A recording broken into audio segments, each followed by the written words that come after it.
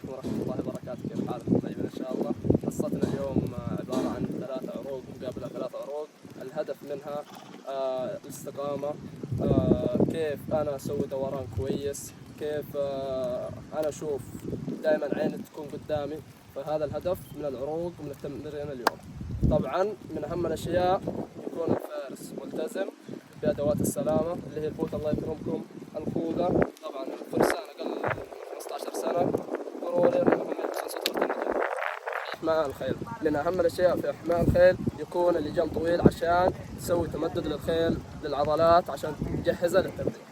كيف اللجام طويل، الحصان جالس يتمدد. فالآن هذه طريقة الإحماء الصحيحة. يمين يسار غير جهة. أيوه. ظهرك ورا. طبعا شوف الآن طبق الكانتر بدون ركابات، التوازن هو كويس. هذه الطريقة الصحيحة. ما شاء الله تبارك الله. الآن نشوف طريقة الكانتر. كمل.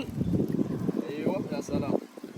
الفارس رايف كيف يطبق الهاف سيت بطريقة صحيحة. ما شاء الله.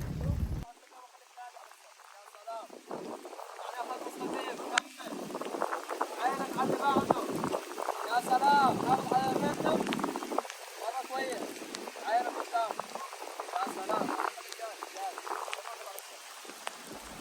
يلا اللي بعده. حط الفعل البرايا. جهز نفسك. خلاص.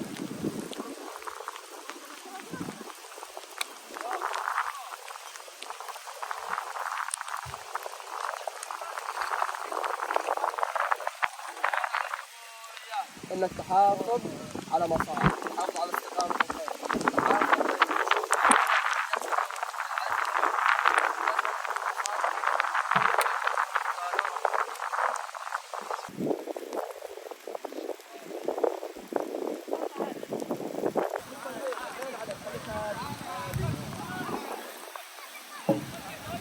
اللي بعده يا رايب.